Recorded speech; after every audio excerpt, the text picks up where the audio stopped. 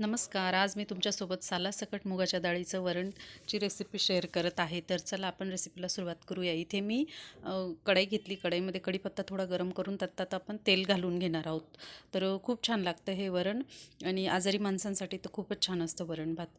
तर इथे मी हिरवी मिरची कट करून घेतली 2, थोडंसं लसूण घालून घेते आणि आता हे आपण व्यवस्थित त्याची फोडणी तयार करून घेणार आहोत. तर चवीला पण खूप छान लागतं मुगाचं डाळीचं वरण. आता इथे थोडंसं जिरं आणि मोहरी घालून घेते मी आणि हे आपल्याला लसूण थोडंसं काळसर होईपर्यंत आपल्याला व्यवस्थित फोडणी तयार करून घ्यायची आहे. तर पाहू शकता आता इथे मी मुगाची डाळ शिजून घेतलेली एक शिट्टीमध्ये आणि हे आता आपण व्यवस्थित त्याची फोडणी तयार करून घेणार आहोत. तर आता इथे आपलं हे छान फ्राय झाल्यावर इथे आता आपण हिंग घालून घेणार आहोत, पाहू शकता.